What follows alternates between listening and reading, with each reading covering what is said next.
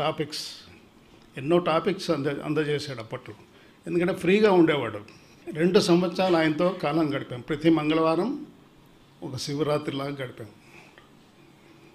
రాత్రి 10 గంటలు ఉదయం 5 వరకు ఆయన ఈ సబ్జెక్టే అందజేసేవాడు. అంతా ఫ్రీగా ఉండేవాడు.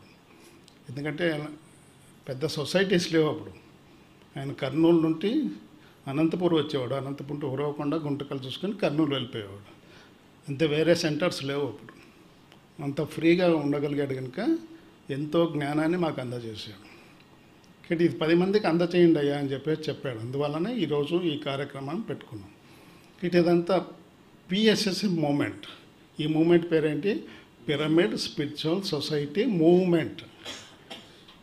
ఈ మూవ్మెంట్ యొక్క సభ్యులకు వినియోగార్థమే మనం చెప్పుకుంటున్నాం.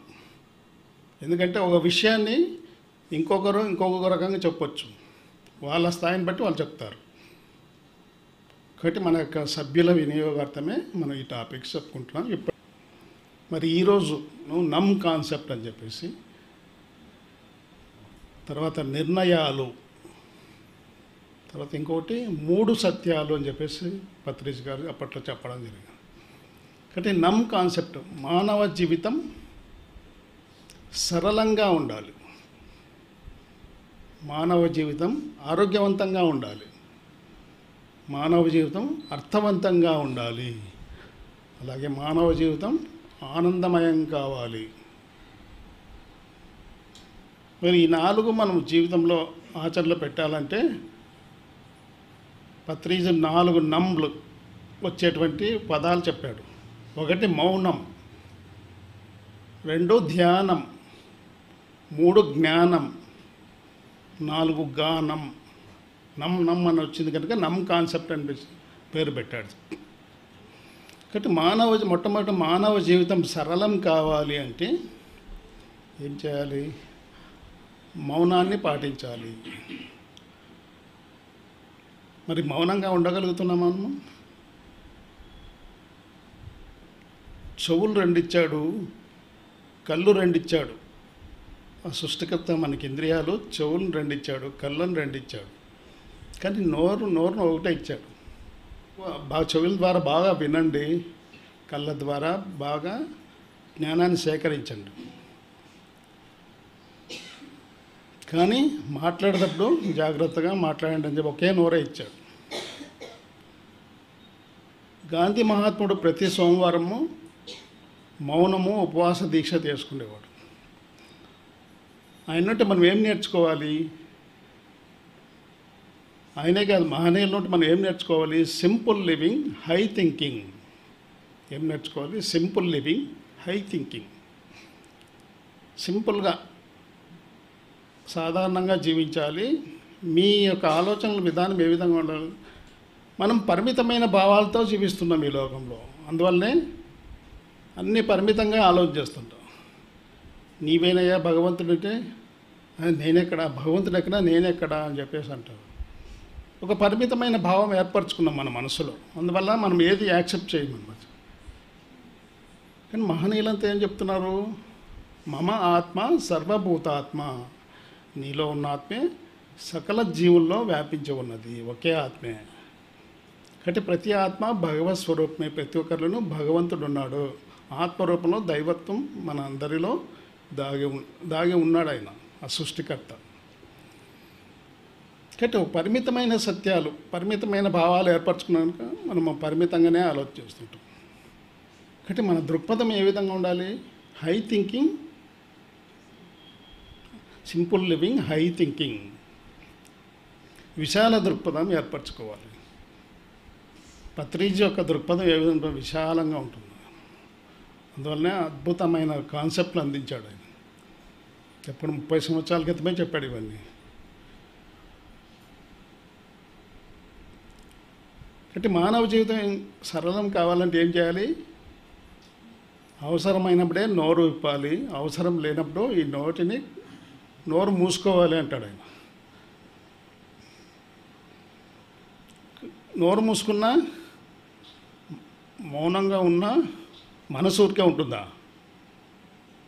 నోరు మాట్లాడకపోతే మనసు మాట్లాడుతుంది. మనసు మాట్లాడకపోతే మీ హృదయం మాట్లాడుతుంది. హృదయమే ఆత్మ. కాబట్టి ఈ నోటిని మనసుని మూసేస్తే అప్పుడు ఆత్మ ప్రబోధం మీరు వినగలరు. ఆత్మ మీకు ఒక రైట్ డైరెక్షన్ ఇస్తుంది. ఈ విధంగా నడుచుకోండి, ఈ విధంగా నడుచుకోండి. ఆత్మ సత్యమైంది కనుక మీకు సత్యాన్నే ప్రబోధిస్తుంది. మనస్సు అసత్యం నుండి పుట్టింది కాబట్టి ఈ యొక్క ప్రపంచం నుండి తయారైంది మనస్సు. కాబట్టి మనస్సు అసత్యమైంది కనుక మీకు అసత్యాన్నే ప్రబోధిస్తుంది. కాబట్టి ప్రతి క్షణం మీ ఆత్మ మీ మనస్సు మాట్లాడుతూనే ఉన్నాయి. వితిన్ ఫ్యాక్షన్ ఆఫ్ సెకండ్స్ సాధన చేయంగా మీలో వచ్చేటువంటి ఫ్యాక్షన్ ఆఫ్ సెకండ్స్లో వచ్చినటువంటి మెసేజ్ ఎక్కడి నుండి వస్తుందంటే మీ యొక్క అంతరాత్మ నుండి వస్తుంది. దాన్ని మనం స్వీకరించి ఆచరణలో పెట్టాలి. వాస్తవాన్నే చెప్తుంది, అది వాస్తవమై ఉంది కనుక. మీరు దాన్ని వినకుండా పెడచవును పెట్టారనుకోండి, కొద్ది గ్యాప్ ఇచ్చి మళ్ళీ మనసు మాట్లాడుతుంది. అది ఎట్లా అవుతుంది? అట్లా కాదు, ఇట్లా అని చెప్తుంది మనసు. కానీ మనం మనసు మాట వింటాం, ఆత్మ మాట వినం. ఎందువల్ల అంటే మన జీవితంలో ధ్యాన శిక్షణ లేదు, ధ్యాన సాధన లేదు. కాబట్టి హయ్యెస్ట్ సాధన ధ్యాన సాధన. అంటే ప్రతి వారము మనం కూడా కొన్ని నియమాలు పెట్టుకోవాలి.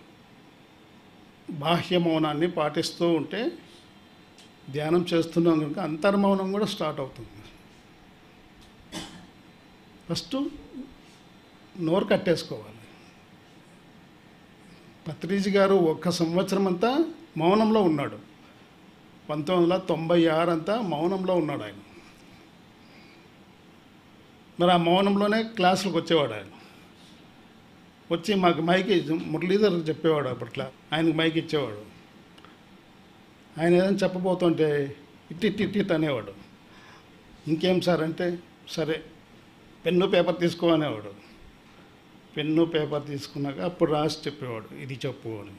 మనం కూడా మౌనం, బాహ్య మౌనాన్ని పాటిస్తుంటే అంతర్మౌనం స్టార్ట్ అవుతుంది. కాబట్టి మానవ జీవితం సరళం కావాలి అంటే అవసరమైనప్పుడే నోటిని ఉపయోగించుకోవాలి, అవసరం లేనప్పుడు మౌనంగా ఉండాలి. కాబట్టి ఇంద్రియాలు, కళ్ళు లోపలికి ఉన్నాయా బయటకు ఉన్నాయా? చెవులు బయటకు ఉన్నాయా లోనికి ఉన్నాయా? ముక్కు బయటకు ఉందా లోనికి ఉందా? అలా నాలుక నోరు బయటకే ఉన్నాయి, చేతులు కాళ్ళు బయటకే ఉన్నాయి.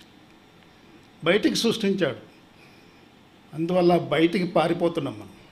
ఏదైనా దృశ్యం కనపడితే కళ్ళు వెళ్ళిపోమని చెప్పేస్తాయి, ఏదైనా విషయాలు వింటే చెవులు వెళ్ళిపోమని చెప్తాయి.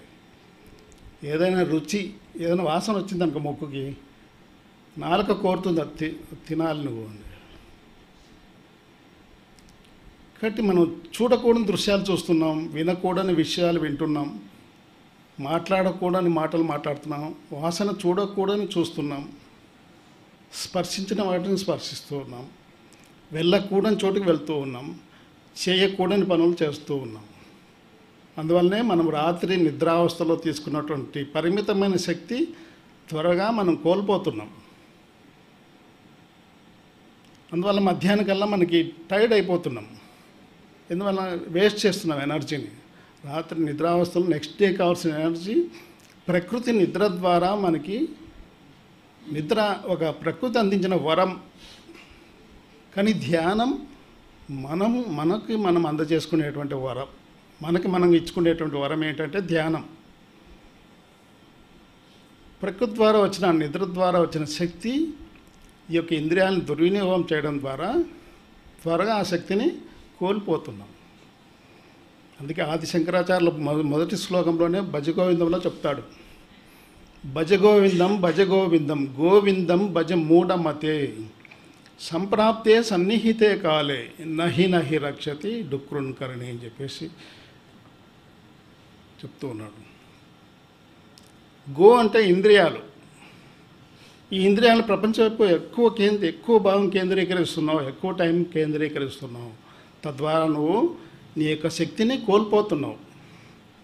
అవసరమైన మేరకే ఇంద్రియాలని ప్రపంచం వైపు ఉపయోగించుకొని ఈ యొక్క ఇంద్రియాల యొక్క అవసరం ప్రపంచంలో లేనప్పుడు ఇంద్రియాలని అంతర్ముఖం చేసి ధ్యాన సాధన ద్వారా అంతర్ముఖం చేసి గోవిందుడు అనే ఆత్మ పదార్థాన్ని తెలుసుకో అని చెప్పేసి ఆది శంకరాచార్యుల వారు తెలియజేశారు. ఈ శ్లోకం యొక్క అర్థం సంప్రాప్తే సన్నిహితే కాలే నహి నహి రక్షతి డుక్రున్కర్ణి. ఒక డుక్రున్కర్ణి అనే వ్యాకరణ సూత్రాలు రాగయుక్తంగా ఒక సన్యాసి పాడుతూ ఉంటే కాశీ ప్రాంతంలో తన దివ్యనేత్రం ద్వారా ఆది శంకరాచార్యులు చూసి తనని దగ్గర రప్పించుకొని చెప్తూ ఉన్నాడు. సంప్రాప్తే సన్నిహితే కాలే నహి నహి రక్షతి డుక్రున్కర్ణి. నీ చనిపోయే సమయం ఆసన్నమైనప్పుడు ఈ డుక్రున్కర్ణి అనే వ్యాకరణ సూత్రానికి దారి చూపవు. మరి ఏది దారి చూపిస్తుందంటే ఒక ఆత్మజ్ఞానం మాత్రమే దారి చూపిస్తుంది. మరి ఆత్మజ్ఞానం ఎట్లా వస్తుంది? పత్రి చెప్పినట్టు ధ్యానం వల్ల జ్ఞానం, జ్ఞానం వల్ల ముక్తి అని చెప్పేసి పత్రిజీ గారు ఒక స్టేట్మెంట్ ఇచ్చారు. భగవద్గీతలో చెప్పాడు, యస్య సర్వే సమారంభా కామ సంకల్ప వర్జితా. ఆ శ్లోకంలో చెప్తాడు, జ్ఞానాగ్ని దగ్ధ కర్మాణం. జ్ఞానం ద్వారా నీ చెడు కర్మని హరించుకుని పోతాయని చెప్పి చెప్తాడు. ఇక్కడ భగవద్గీత ఎన్నో రకాలుగా చెప్పాడు. అపిచేదసి పాపేభ్య పాపేభ్య పాపకృతమః సర్వం జ్ఞాన ప్లవేనైవ సృజనం సంతరిష్యసి అని చెప్పాడు. నువ్వు పాపాత్ముడు కానీ మహాపాపాత్ముడు కావచ్చు. ఆ మహాపాపం కూడా ఒక చిన్న జ్ఞాన వీచిక చేత క్షణకాలంలో హరించుకొని పోతుంది. అంటే జ్ఞానానికి అంత పవర్ ఉందన్నమాట. కాబట్టి ధ్యానం చేస్తే జ్ఞానం వస్తుంది. జ్ఞానంతో తృప్తి పడకూడదు. జ్ఞాని అయిన కానీ విజ్ఞాని కాడు. నువ్వు విజ్ఞాని కూడా కావాలి. నీ గురించి తెలుసుకుంటే సరిపోదు. ఇతరత్రా ఉన్నటువంటి సకల చరాచ సృష్టి యొక్క జ్ఞానాన్ని పొందడమే విజ్ఞానము అన్నాడు. విజ్ఞాని అయిన కానీ విముక్తి రాదురా. విజ్ఞాని అయినప్పుడే నీకు విముక్తి లభిస్తుంది. విముక్తి అంటే దుఃఖం నుండి విముక్తి, సమస్యల నుండి విముక్తి. అలాగే ఫైనల్గా ఏంటి? జన్మరాహిత్యం నుండి విముక్తి. మరో జన్మ లేకుండా చేసుకోవాలి. ఎంతకాలం వస్తుంటావు, పోతుంటావు. పునరపి జననం పునరపి మరణం పునరపి జననీ జఠరే శయనం ఇహ సంసారే బహుదోస్తారే కృపయా పారే పాహి మురారే. వస్తున్నా పోతున్నా మనకు తెలియడం లేదు. ఈ ప్రయాణం సాగిస్తూనే ఉన్నాం. యాబ్సెంట్లో ఉంటూ మనం సాగిస్తూ ఉన్నాం. అస్పృహ లేదు మనకి. మరి అస్పృహ రావాలంటే ప్రతినిత్యం పత్రి చెప్పినటువంటి ధ్యానము, స్వాధ్యాయము, సజ్జన సంగత్యాలు ప్రతినిత్యము సాధనలో పెట్టాలి. కాబట్టి మానవ జీవితం సరళం కావాలంటే ఫస్ట్ నమ్మేంటి? మౌనం. మరి రెండవ నమ్మేంటి? ధ్యానం. మానవ జీవితం ఆరోగ్యమయం కావాలి. బుద్ధుడు చెప్పాడు, ఆరోగ్యమే పరమం లాభం అన్నాడు. ఎవరు పరమ లాభం పొందినట్టు? ఎవరికైతే సంపూర్ణమైన ఆరోగ్యం ఉందో వాడు మాత్రమే లాభంలో ఉన్నట్టు అని చెప్పాడు. మరి ఇక్కడ రెండు రకాల ఆరోగ్యాలు కావాలి. శరీరం బాగుంది అంటే మనసు బాగుంటేనే శరీరం బాగుంటుంది. మనసు శాంతిగా ఉన్నప్పుడే శరీరానికి సంపూర్ణమైన ఆరోగ్యం లభిస్తుంది. మనసు గందరగోళంగా ఉంటే శరీరం కూడా గందరగోళం అయిపోతుంది. ఈరోజు రకరకాల వ్యాధులతో సఫర్ అవుతున్నాం. ఈరోజు ఒక 50 years బ్యాక్ అనంతపూర్ చూసుకుంటే ఎన్నున్నాయి హాస్పిటల్స్. పాతూరులో ఒక హాస్పిటల్, న్యూ టౌన్లో కొత్త పెద్ద ఆసుపత్రి అని చెప్పి ఈ రెండే ఉండేటివి. ఇన్ని హాస్పిటల్స్, వేల కొద్ది హాస్పిటల్స్, వేల కొద్ది డాక్టర్లు, వేల కొద్ది రోగాలు. ఇవన్నీ వీటికంతా కారణం ఎవరు అంటే మనమే. మన యొక్క అజ్ఞానం చేత మనం సృష్టించుకున్నాం. మరి ఏ జంతువుకి హాస్పిటల్ లేదు, ఏ జంతువుకి డాక్టర్లు లేరు. కానీ ఉన్నారు కదా అంటారు. వెటర్నరీ హాస్పిటల్ ఉంది, వెటర్నరీ డాక్టర్స్ ఉన్నారు కదా అని చెప్పేసి అంటారు. అవి కూడా మనము వాటికి మన అలవాట్లు కూడా వాటికి నేర్పిస్తూ ఉన్నాం. అవునా? యాక్చువల్గా ఏ జంతువుకి అవసరం లేదు. ప్రకృతిలో తనకు వచ్చినటువంటి డిసీజ్ని తనే క్యూర్ చేసుకుంటుంది. ఒక కుక్క ఉంది, మనము అజ్ఞానంతో ఏం చేస్తున్నాము? ఒక కుక్క కాలు కర్ర తీసుకొని కొడతామనుకోండి, కాలు విరిగిపోతుంది. అది కట్టించుకో ఎక్కడికి వెళ్ళి ఆ కాలు ఎగబెట్టి కుంటుతూ వెళ్ళిపోతుంది, అది క్యూర్ అయ్యేంత వరకు. మరి సకల చర సృష్టిలో ఉన్న మానవులు తప్ప మిగిలినవన్నీ సక్రమంగా జీవిస్తున్నాయి. మనమే మన జీవన విధానం సరిగా లేదు. సరి చేసుకోవాలంటే ఒక ఎరుక అనేది రావాలి, నిత్య జాగరూకత అనేది రావాలి. దీన్నే అవేర్నెస్ అంటారు. ఇది రావాలంటే పత్రి చెప్పిన ధ్యానము, స్వాధ్యాయము, సజ్జన సాధన చేయాలి తప్పనిసరిగా. అంటే ఆరోగ్యమే పరమం లాభం. శరీరం బాగుండాలంటే మనసు బాగుంటుంది, మనసు బాగుందంటే శరీరం బాగుంటుంది. అవినాభావ సంబంధం, కనెక్షన్ ఉంది. ఈ రెండు సక్రమంగా ఉండాలంటే ఏం చేయాలి? దాని వెనక బుద్ధి కూడా బాగుండాలి. బుద్ధికి కూడా బుద్ధిమాంద్యత ఉంటుంది. ధ్యాన సాధన చేయని బుద్ధికి ఏముంటుంది? బుద్ధిమాంద్యత ఉంటుంది. ఎలాగైతే మనస్సుకు అశాంతి ఉంటుంది ధ్యానం చేయని మనస్సుకు, ధ్యానం చేయని శరీరానికి సర్వ రోగాలు ఉంటాయి. మరి ఇవన్నీ పోగొట్టుకోవాలంటే మనసుని శాంతిగా ఉంచుకోవాలి, బుద్ధిని వికసింపజేసుకోవాలి. బుద్ధిమాంద్యత తొలగాలంటే బుద్ధిని వికసింపజేసుకోవాలి. మరి ఈ మూడు సక్రమంగా దేహం సంపూర్ణమైన ఆరోగ్యంలో ఉండాలి, మనసు ప్రశాంతంగా ఉండాలి, బుద్ధి వికసించి ఉండాలంటే మనం చేయవలసిన ఆత్మ సాధన చేయాలి.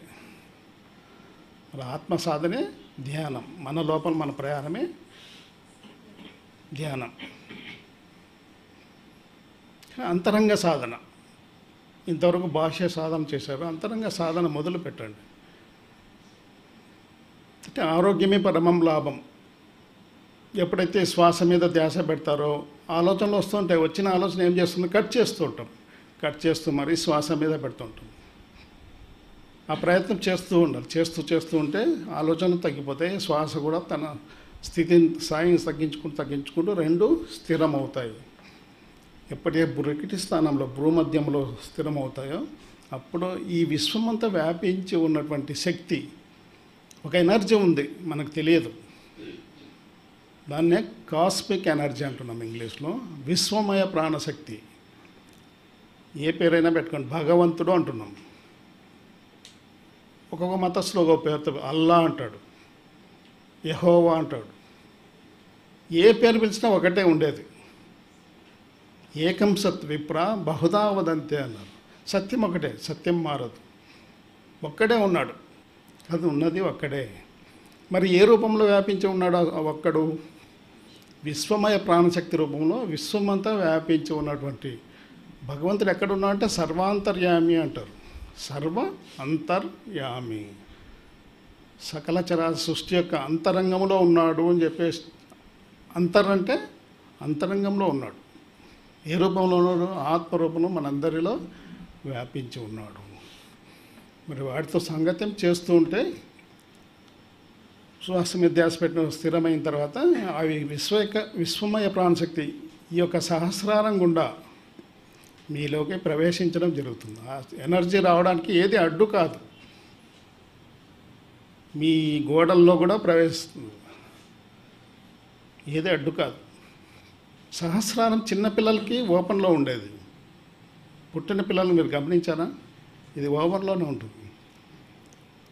అందువల్ల వాళ్ళకి డైరెక్ట్ కనెక్షన్ ఉంటుంది, ఆస్ట్రల్ వరల్డ్స్తో కనెక్షన్ ఉంటుంది. కనుకనే వాళ్ళు నిద్రావస్థలో గమనించండి, ఉన్నట్టుండి ఏడుపు పెడతారు, ఉన్నట్టు నవ్వేస్తారు. ఈ హావభావాలను మనం చూస్తూ ఉంటాం. ఎలా కలుగుతున్నాయి ఇవన్నీ అంటే ఆ డైరెక్ట్ కనెక్షన్ ఉంది వాళ్ళకి. అందుకే చిన్నపిల్లలు దైవాంశ సంభూతులు ఉంటారు. క్రైస్ట్ కూడా చెప్పాడు, until you become a child you cannot enter into Kingdom of God అన్నాడు. ఆ దేవుని రాజ్యంలో ప్రవేశించాలంటే నువ్వు చిన్న పిల్లవాడు అయిపోవాలి. కాబట్టి మనకి మనసు వాళ్ళకి విత్తన దశలో ఉంటే మనకు మనసు ఏ విధంగా తయారైంది? మహావృక్షం అయిపోయింది.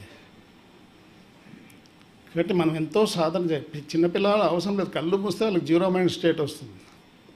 మరి ఆ జీరో మైండ్ స్టేట్ మనకు రావాలి అంటే మనం ఎంతో ప్రాక్టీస్ చేయాలి. అయినా చెయ్యాలి. Practice makes man perfect. ఎప్పుడైతే వస్తుందో అది చేసేటువంటి మొట్టమొదటి పని ఏంటంటే ప్రతి మనిషిలోనూ 72,000 నాడులు ఉన్నాయి. 72 లక్షల నాడులు అంటారు కొందరు. ఏదైనా కానీ ఎన్నైనా ఉన్నాయి, ఆ ఎనర్జీ ఏం చేస్తుంది, ఆ నాడుల్లోకి ప్రవేశించి ఎక్కడ రోగ కారణాలు ఉన్నాయో చొచ్చుకుని వెళ్ళి దాన్ని క్లియర్ చేస్తుంది. అందువల్లనే పత్రిజీ ఏం చెప్తాడు, పూర్వజన్మ కృతం పాపం వ్యాధి రూపేణ పీడ్యతే. గత జన్మల్లో చేసినట్టు సరికాని వ్యవహారం వల్ల నీకు రోగం అనేది సంభవించింది. నువ్వు తెచ్చుకున్న రోగాన్ని నువ్వు సొంత ఆత్మశక్తిని వినియోగించుకొని క్లియర్ చేసుకోవాలి, కానీ ఎవరు బాహ్య ప్రపంచం ఎవరు క్లియర్ చేయరు. ఈ క్లియర్ అయిన తర్వాత, ఈ నాడీ శోధన అయిపోయిన తర్వాత ఏం జరుగుతుంది, మనలో ఉన్న దివ్యనేత్రం యాక్టివేట్ అవుతుంది. ఆ దివ్యనేత్రం ద్వారా ఈ రెండు కళ్ళు చూడలేనివి ఆ కన్ను ద్వారా చూడవచ్చు. కాబట్టి ఈ రెండు కళ్ళకి పరిమితమైన శక్తి ఉంది, ఆ కన్నుకు అపరిమితమైన శక్తి ఉంది. అపరిమితమైన దృశ్యాలను చూడవచ్చు, యాస్ట్రల్ మాస్టర్స్ చూడవచ్చు, యాస్ట్రల్ వరల్డ్స్ చూడవచ్చు, ఆ లోక అందాలని చూడవచ్చు. అవన్నీ యాస్ట్రల్ ట్రావెల్ ద్వారా మీరు తెలుసుకోవచ్చు. ఇది ధ్యానం. మానవ జీవితం ఆరోగ్యమయం కావాలంటే రెండవ నమ్ అంటే ధ్యానం. ఒకటి మౌనం, రెండు ధ్యానం. మూడవది మానవ జీవితం అర్థవంతం కావాలి. అర్థవంతం కావాలంటే మనకేం కావాలి, జ్ఞానం కావాలి. జ్ఞానం. ఎప్పుడైతే శ్వాస మీద ధ్యాస పెట్టి ఆలోచన రహిత స్థితి కలిగిన తర్వాత, విశ్వమయ ప్రాణశక్తి అపారంగా ప్రవేశించిన తర్వాత, నాడీ శోధన కంప్లీట్ అయిన తర్వాత మన యొక్క మెదడును ఉపయోగించుకుంటే అప్పుడు మనకి జ్ఞానం లభిస్తుంది.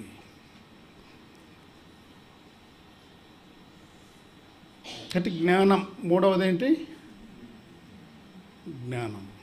నమ్. ఒకటి మౌనం, రెండు ధ్యానం, మూడు జ్ఞానం, నాలుగవది గానం. పత్రిక చెప్తాడు, రోటీ కపడా మకాన్, ఈ మూడింటి కోసమే ప్రపంచమంతా తప్పించిపోతుంది. రోటీ కపడా మకాన్, ఈ మూడే కాదు, సంగీత్ నృత్య ఔర్ ఆత్మజ్ఞానం అన్నాడు. సంగీతము, నృత్యము, ఆత్మజ్ఞానం. ఎన్నో కళలు ఉన్నాయి ఈ ప్రపంచంలో, అవన్నీ నేర్చుకోవాలి. కేవలం ఈ మూడింటి కోసమే. కుడిచెడన్నము కోక చుట్టెడిది, నడి మంత్రపు పని నాటకము అన్నాడు. ఎవరు, అన్నమాచార్యుల వారు. కుడిచెడన్నము ప్రతిరోజు తింటూనే ఉన్నాం, తృప్తి తీరుతోందా? ఈరోజు ఒక రుచి చూస్తే మళ్ళీ ఉదయానికి రుచి మారాలి. తింటూనే ఉన్నాం, జీవితం అంతా తింటూనే ఉన్నాం కదా, తృప్తి ఉందా మనకి? కపడ మకాన్. కుడిచెడన్నము కోక చుట్టేది. కోక అంటే గుడ్డల కోసం తప్పిస్తూ ఉన్నాడు.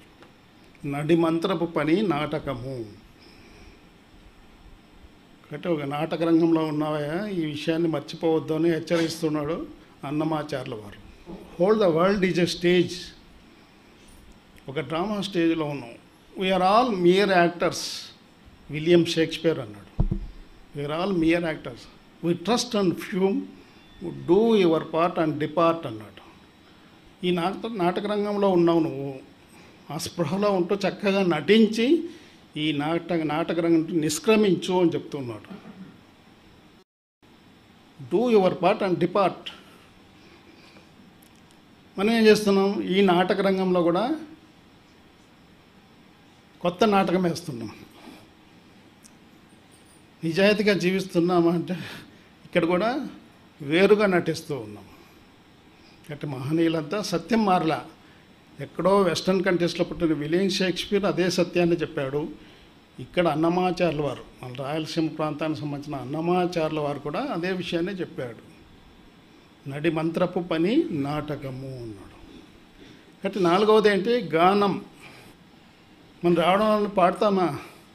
చెవులు ఉన్నది ఎందుకు, బాగా వినాలి సంగీతాన్ని. పాడే ముందు బాగా వినాలి, విన్న తర్వాత పాడుకోవాలి. మన కీర్తన, మన పాట మనకే ఆనందాన్ని ఇస్తుంది, అవునా కాదా? నేనైతే ఆనందించాను.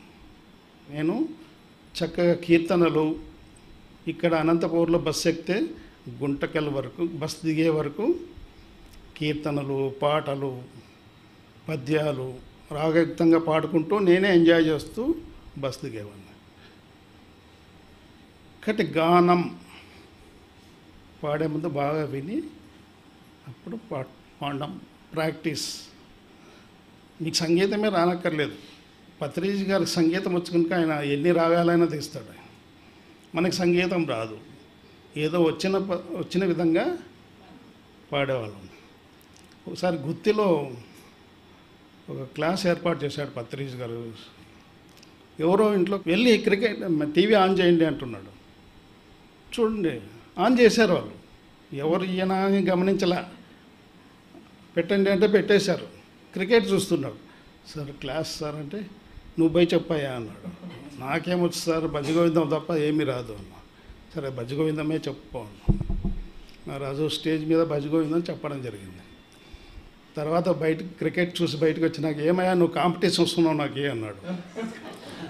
మరి నేను వేరే వెతుక్కోవాలి, ఇంకా నువ్వు కాంపిటీషన్ వచ్చావు, నేను భజగోవిందం నువ్వు భజగోవిందం చెప్తే నేను వేరే వెతుక్కోవాలయ్యా అన్నాడు. ఇట్లా సరదాగా జోక్స్ వేస్తుంటాడు ఆయన. ఆయనకి ఇంకా ఆనందం. ఆయన చెప్పింది మనం ఆచరణలో పెట్టి మనం కూడా నేర్చుకుంటుంటే ఆయనకి ఆనందం. 4 నమ్ములు కావాలి. 1 మౌనం, 2 ధ్యానం, 3 జ్ఞానం, 4 గానం. నోరు మూసుకుంటే మౌనం, నోరు కళ్ళు చెవులు మూసుకుంటే ధ్యానం. తర్వాత ఏంటి, ఇవన్నీ మూసుకొని మెదడును ఉపయోగించుకుంటే జ్ఞానం. చెవుల ద్వారా విని నోటి ద్వారా చక్కగా పాడుకుంటే అది గానం. అంటే మానవ జీవితం సరళం కావాలి, ఆరోగ్యమయం కావాలి, అర్థవంతం కావాలి, ఆనందమయం కావాలి. వచ్చింది ఎందుకు ఈ లోకానికి? ప్రపంచమంతా దుఃఖమే చూశాడు బుద్ధుడు. దుఃఖించడానికి వచ్చామా? ఎంత ప్రయత్నం దుఃఖాన్ని తొలగించుకోలేకపోతుంది. మరి అది తొలగాలి అంటే మన ఆత్మతో సాంగత్యం చేస్తేనే అది తొలుగుతుంది. యస్య బ్రహ్మని రమతే చిత్తం నందతి నందతి నందతి ఏవో. ఆదిశంకరాచార్యులు భజగోవిందం ప్రతి ఒక్కరు ప్రాక్టీస్ చేయండి, నేర్చుకోండి. యోగరతోవా భోగరతోవా సంగరతోవా సంగ విహీన. నువ్వు యోగిగా ఉన్నావా లేదా భోగిగా ఉన్నావా, అది కాదు కావాల్సింది. అలాగే సంగరతోవా సంగ విహీన, సంఘంలో ఉన్నావా లేదా అడవులు తపస్సు చేస్తున్నావు, ఇది కూడా కాదు కావాల్సింది. నీ మనసు ఎక్కడుంది, నీ ఆత్మతో రమిస్తుందా లేదా ధ్యాన సాధన ద్వారా, అది చెక్ చేసుకోవాలి. యస్య బ్రహ్మని రమతే చిత్తం నందతి నందతి నందతి ఏవ. ఎవరి చిత్తమైతే, చిత్తం అంటే మనసు యొక్క పర్యాయపదం, ఎవరి చిత్తమైతే వారి అంతరాత్మతో రమిస్తూ ఉంటుందో వాడికే నందతి నందతి నందతి ఏవ. ఆనందం ఆనందం ఆనందం. ఇంకోరికి అలాంటి ఆనందం దొరకదు కాక దొరకదు.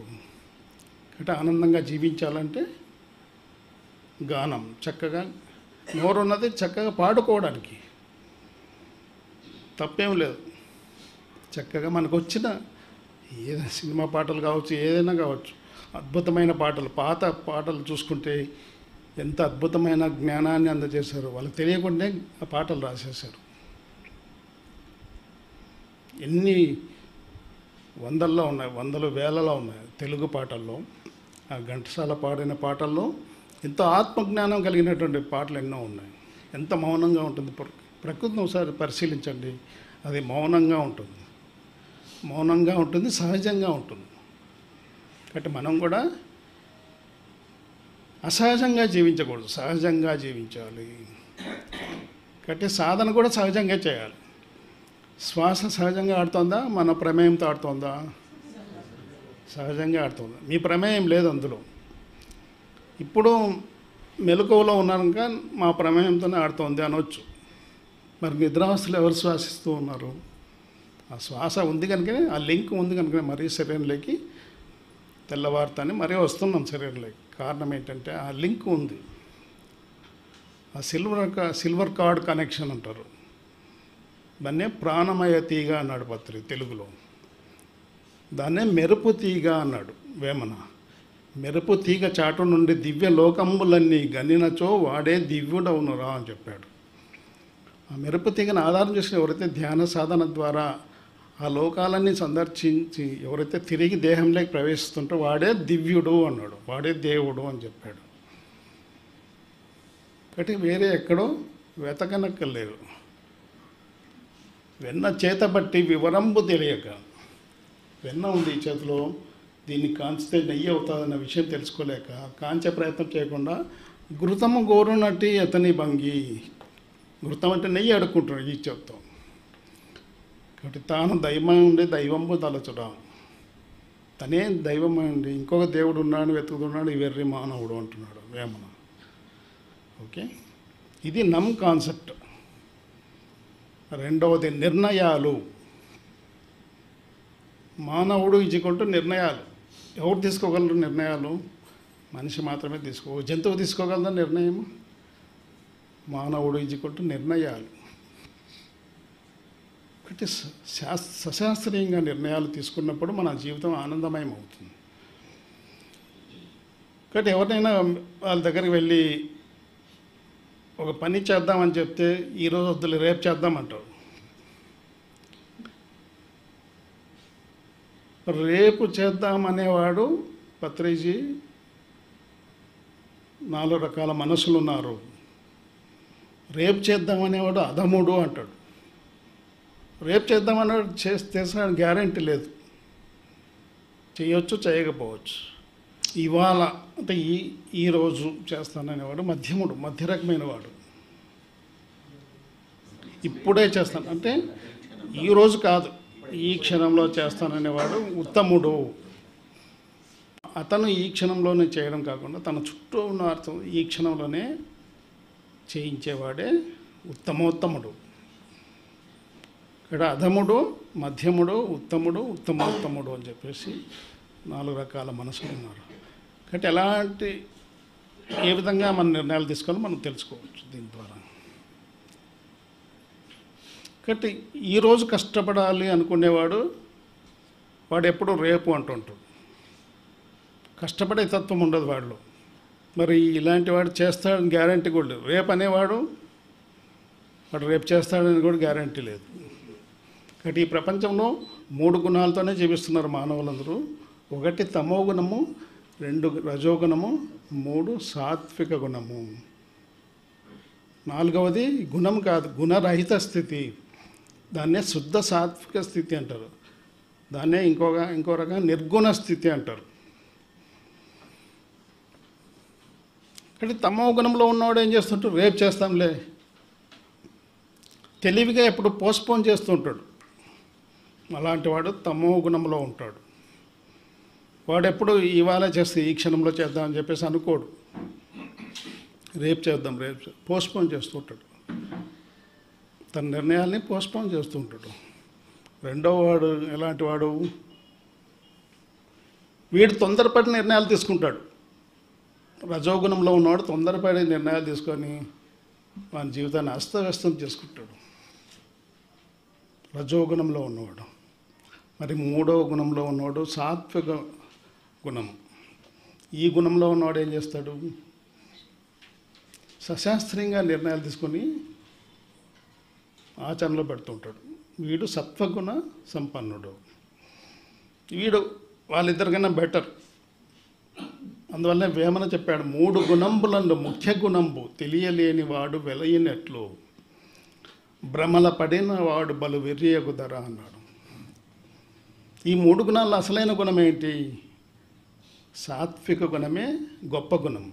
తమో గుణం కన్నా రజోగుణం గొప్పది, రజోగుణం కన్నా సాత్విక గుణం గొప్పది. ఈ సాత్విక గుణంలో ఉంటూ ఎవరైతే ఈ సాధన మొదలు పెడతాడో చేయంగా శుద్ధ సాత్విక స్థితికి చేరుకుంటాడు. అప్పుడు మీలో అనేక మార్పులు సంభవిస్తాయి. మీలో ఉన్న దైవత్వం మేలుకుంటుంది. అంతవరకు నిద్రావస్థలో ఉన్నటువంటి దైవత్వం మేలుకోవడం జరుగుతుంది. అప్పుడు నిర్గుణుడు అవుతాడు. మరి వెంకటేశ్వర స్వామి, ఆంజనేయ స్వామి, రాముడు, కృష్ణుడు వీళ్ళ ఫోటోలు ఎందుకు పెట్టుకొని పూజిస్తున్నాం? వాళ్ళు నిర్గుణులు, గుణము లేనివారు, ఈ త్రిగుణాలకు అతీతమైన వారు వారంతా. అందువల్లనే అర్జునుడికి చెప్పాడు, త్రైగుణ్యే విషయభేద నిస్తైగుణ్యో భవార్జున నిద్వందో నిత్య సత్యత్వో నిర్యోగక్షేమ ఆత్మవాన్ అన్నాడు. అర్జున ఈ 3 గుణాల జోలికి వెళ్ళవద్దు. తమో గుణం జోలికి వెళ్ళవద్దు, రజోగుణం జోలికి వెళ్ళవద్దు, సాత్విక గుణం జోలికి వెళ్ళవద్దు. ఈ 3 గుణాలు దాటుకొని వెళ్ళు. అప్పుడు ద్వంద్వం నుండి బయటకు వస్తావు. అప్పుడు నిత్య సత్యమైన ఆత్మకు చేరువవుతావు అని చెప్పాడు. దానికి ప్రాక్టీస్ చెయ్యి, సాధన చెయ్యి అని చెప్పాడు. నిర్ణయాలు, మరి అంతిమ నిర్ణయం, తుది శ్వాస వదిలేటప్పుడు మీరు ఏ నిర్ణయం తీసుకుంటారో అదే మరో జన్మకు కారణమవుతుంది. చాలామంది చెప్తుంటారు ఆఖరిగా నీ ఆలోచన ఏముంది అదే నువ్వు అవుతావు మరో జన్మలో. కాబట్టి నిర్ణయాలు ఎప్పుడు సశాస్త్రీయంగా నిర్ణయాలు తీసుకోవాలి అని చెప్పేసి పత్రిజ్ గారు చెప్తారు. సశాస్త్రీయంగా ఉండాలి. అట్లీస్ట్ మీరు ఈ సాత్విక గుణ స్థితిలో ఉంటూ సశాస్త్రీయంగా నిర్ణయాలు తీసుకుంటే మీ జీవితం హ్యాపీగా ఉంటుంది. ఇవి నిర్ణయాలు. 3 సత్యాల గురించి చెప్పాడు. 3 ట్రూత్స్ అంటే 3 సత్యాలు. ఎప్పుడు మన గుణాల్ని మనం మెరుగుదిద్దుకుంటూ ఉండాలి. మీరు తమో గుణంలో ఉన్న రజోగుణంలోకి వెళ్ళండి. రజోగుణం తమో గుణం రెండిట్లో ఉన్నారా, సాత్విక గుణంలోకి వెళ్ళండి. ఈ సాత్విక గుణంలో ఉన్నారా, శుద్ధ సాత్విక స్థితికి చేరుకోండి. శుద్ధ సాత్విక స్థితిలో ఉన్నారా, నిర్గుణుడు అయిపోండి. కాబట్టి గుణాన్ని మనం మార్చుకుంటూ ఉండాలి. కాబట్టి మొట్టమొదటి సత్యం ఏం చెప్పాడు ఆయన పత్రిజ్ గారు, we won't get what we desire. ఏదైతే కోరుతావో అది నీకు ఇవ్వబడదు. But we will get what we deserve. కానీ ఏది ఇవ్వబడుతుంది, నీకు అర్హత కలిగిందే నీకు ఇవ్వబడుతుంది. నువ్వు కోరింది నీకు దక్కదు ఎప్పటికీ. మనం కోరుతున్నా ఏమైనా సాధించుకుంటున్నామా? ఎందువల్ల అంటే నీకు అర్హత కలిగిందే నీకు ఇవ్వబడుతుంది. ఇది మొదటి సత్యం. రెండవ సత్యం ఏంటంటే we won't get what we deserve, but we will get what we are in need. మీకు అర్హతమైంది ఇవ్వబడదు. రెండవ సత్యం ఇది. కానీ మీ అవసరాలు తీర్చబడతాయి. ఇది రెండవ సత్యం. అంటే దీన్ని బట్టి మీరు ఏ సత్యంలో ఉండాలో తెలుసుకోవాలి. అది ఎవరు వాళ్ళు చెక్ చేసుకోవాలి. మరి మూడవ సత్యం ఏం చెప్పాడు ఆయన, we don't get what you are in need, but we will get those that are needed for the society through us. అంటే నీ అవసరాలు తీర్చబడవు. ఫైనల్గా ఏం చెప్పాడు, నీ అవసరాలు తీర్చబడవు, కానీ నీ ద్వారా సమాజ శ్రేయస్సు కోసం ఏదైతే అవసరాలు ఉన్నాయో అవి మాత్రమే తీర్చబడతాయి. మరి ఆ స్థితిలో ఎవరున్నారు? పత్రిజ్ గారు ఉండేవారు.